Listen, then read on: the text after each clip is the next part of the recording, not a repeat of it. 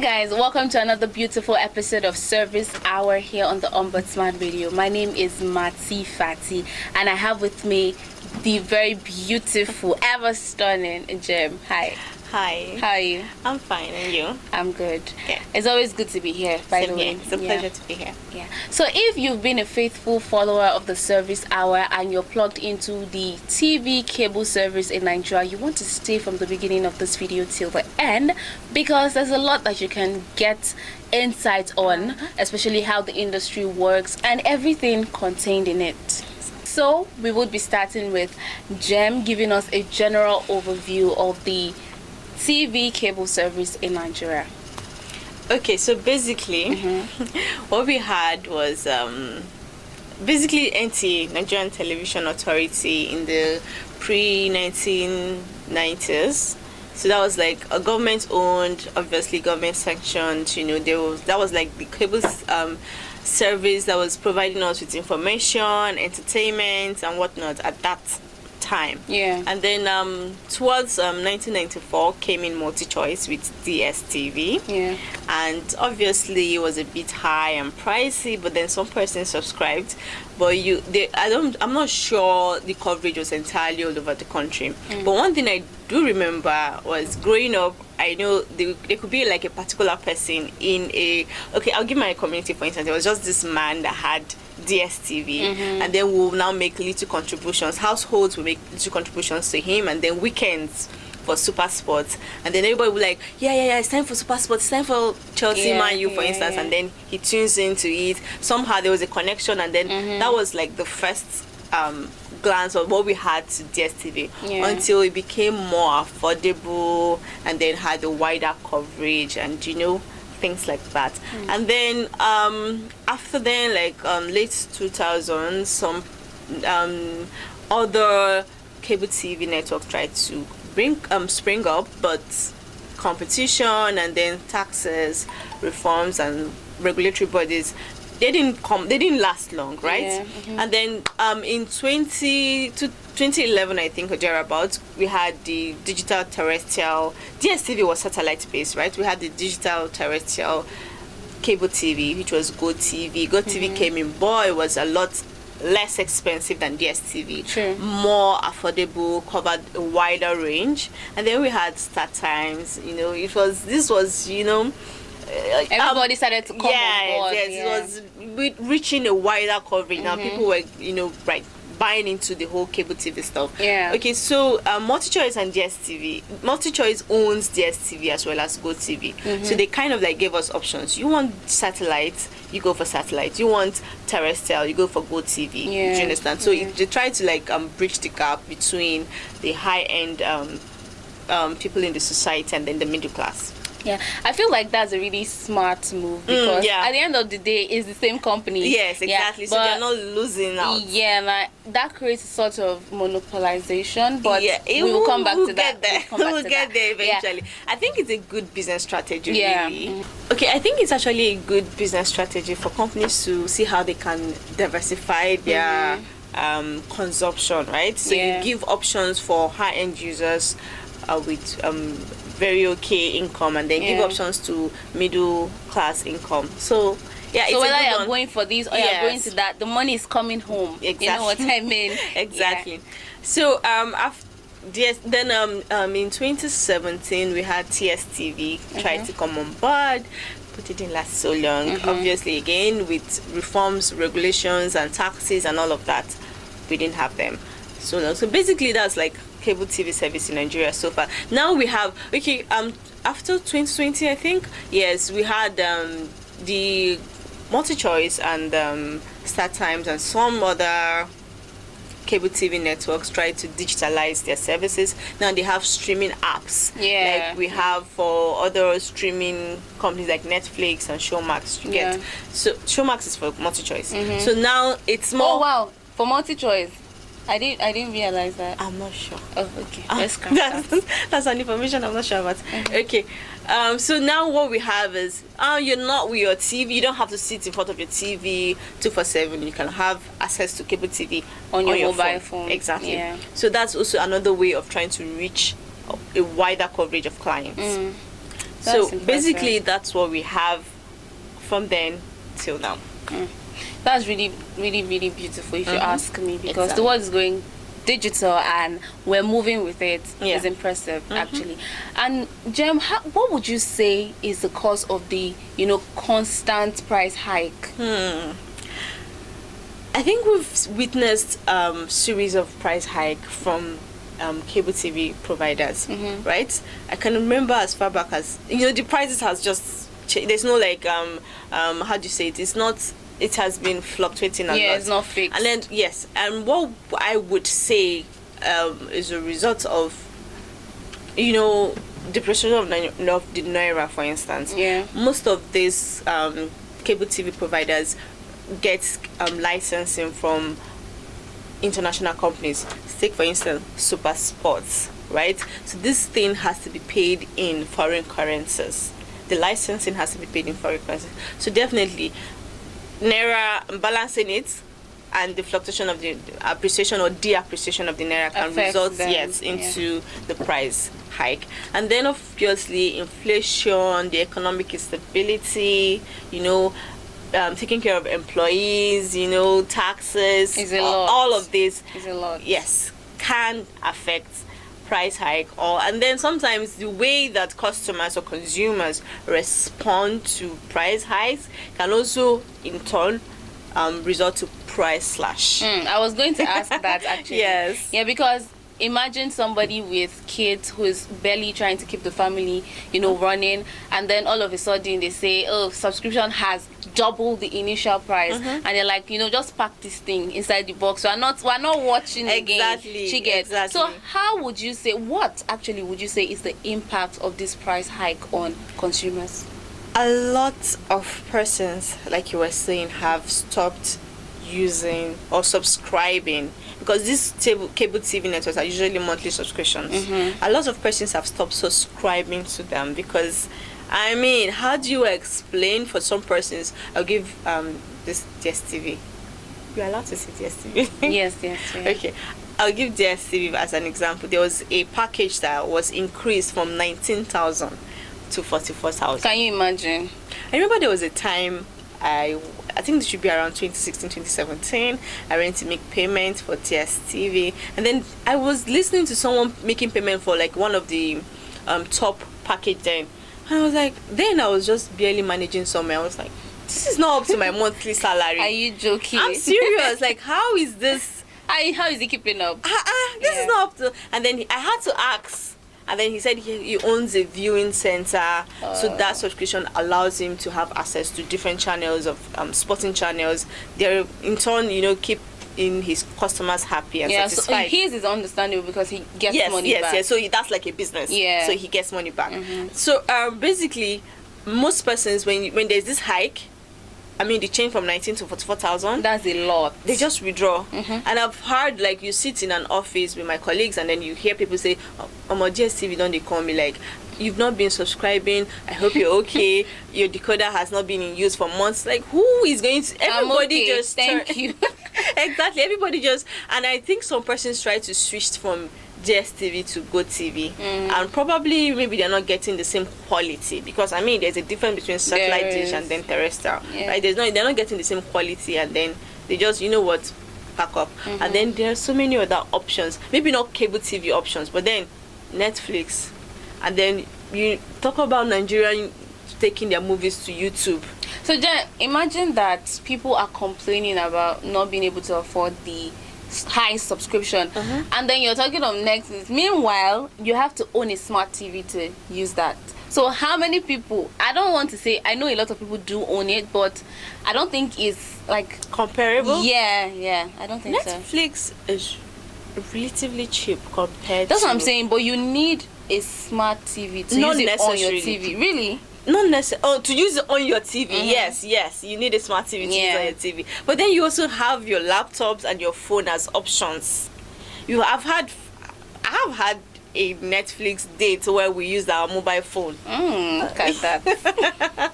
Yeah, so it wasn't. Like, the options are there. One thing I would say is the channels, the content that is available on this cable TV is not so much as wild as what is available on streaming apps.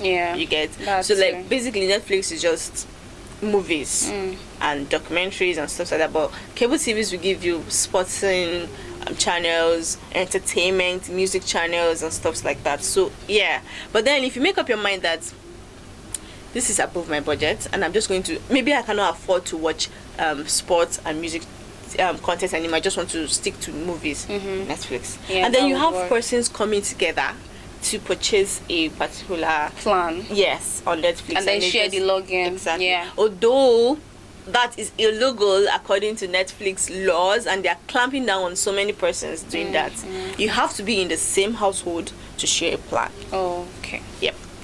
So thank you for that. Thank you for letting us know that it's illegal. Yes, it is. And the right way to do it too. Exactly. Do you think that customers are actually getting value for these high subscription rates?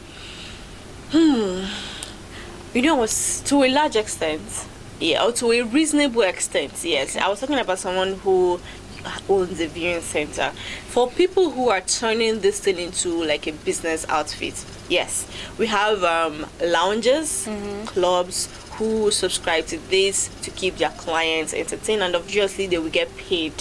You get, of course, they're getting value for it. For a middle class person in Nigeria, for instance, I don't think, and the way this cable TV works, right? If you don't say, okay, you want to opt for a lower package or a package that costs, that is within your affordability range, you will not have access to relevant programs. Yes, so you're not allowed to choose. You're on free to air, something like that. Exactly. I think there's this thing they do now that once your subscription is off, the only thing they will just give you is NTA or channels. You manage it. So at least let's not just leave you completely blind. Just stay in touch with news. So you cannot even choose like, okay, I have 5,000 I want to use to subscribe every month. Let me select the channels I want to be subscribed to. No, you don't have access to that. So at the end of the day, it's okay for some persons that are turning this thing into, or are using it as a business, that are getting monetary value from their consumption, like, you know. But for persons who are just using it for entertainment, no, it's not so valuable. I think I like what you said when you mentioned that you don't have, you know, the access to choose the programs you want. I feel like it's going to be actually better if they say, okay, if you're paying for this plan, you have the opportunity to, you know, you can choose maybe like 5 programs. Exactly. Then you pick the what ones. You want. Yeah, I think that would really be nice. And the funny thing is, most persons are workers, like they are 9-to-5ers, right? So you don't even have time to watch. Yes, at the end of the day, you come home exhausted, and you maybe just want to relax just a few hours, and you're paying so much. Come on. It's not worth it. Exactly. I'm not saying if you feel like it's worth it for you, fine. I'm just speaking a bit of my personal experience. Yeah. So, do you think that DSTV's dominance in the market currently is causing, you know, a monopoly? Yes. So, multi-choice have tried, and they have tried, and I would dare say to a large extent successfully monopolized the cable TV service network in Nigeria. Yeah, because they have like the sole right to air so many programs. The sporting programs, Super Sports, Premier Leagues, you know, all this, you know, and Nigerians are diehard football fans, right? So all these football fans, they have this, so AFCON, only DSTV and GoTV will air channels like that. Any other channel is illegal. So that alone gives them an air of monopoly, right? And so many other programs that, you know, are generally watched or generally consumed, they have like the sole right to earn it.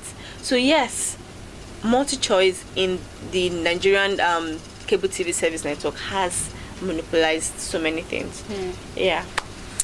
Why do you think that smaller cable TV service or networks are finding it difficult to remain afloat? Like I said earlier regarding TSTV, another cable TV network have tried to come up. Regulatory laws taxes. Multi-choice is like, to get license, you leave multi-choice, to get licensing to air super sports or other international companies cost billions of dollars. So you need like somebody that has a lot of money, and all of these are just local companies trying to find their footing in the cable TV network. So most of them get or encounter difficulty in maintaining or stability because of obviously finance, and then taxes, also regulatory laws and bodies are clamping down, and then multi-choice monopoly too is affecting them. Exactly.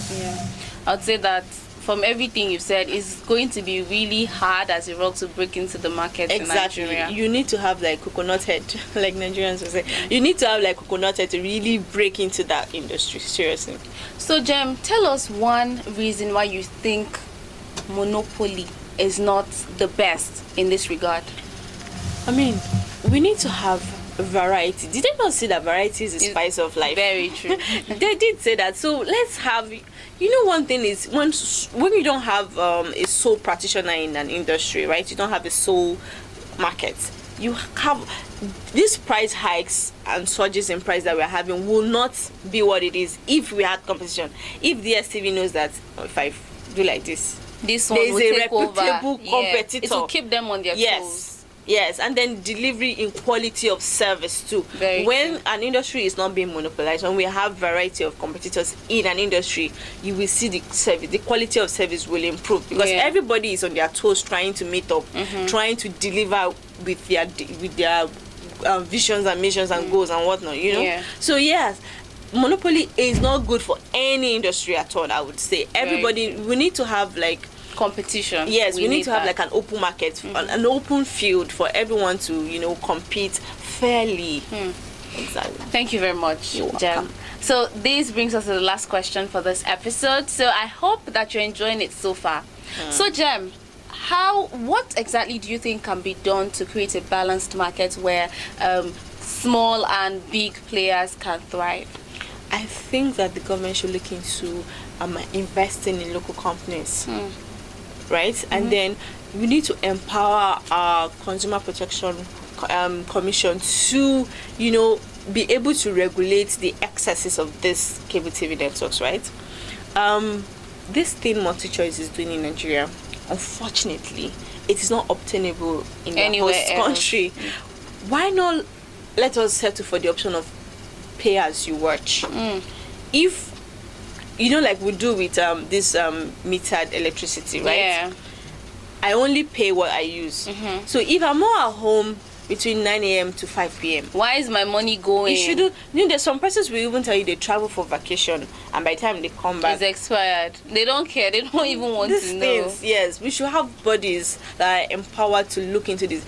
I would say commendably that when the multi-choice basically try to increase their price around March, I would say that it's highly commendable what the Federal Competition Consumer Protection Commission did in back in March 2025, when multi-choice increased their subscription prices. They raised an alarm, they tried to stop them, and then some NGO outfits too came aboard. Then even I think the matter got to House of Representatives, and they, these are things that we need to do. We need to clamp down on the excesses. Would I call it excesses? To an extent, yes. If you're monopolizing a particular industry or market, it is an excess. So they need to clamp down on it, ensure there are laws protecting users, consumers, and customers from this unruly price hikes, right? In as much as certain price hikes are understandable, but please, just because you're the sole player or you're the major player in the market doesn't give you right to exploit, because it sounds exploitative. Seriously, it does. So we need encouragement. The government needs to encourage local companies, invest in local companies, cable TV, to for us to have our own cable TV network. I think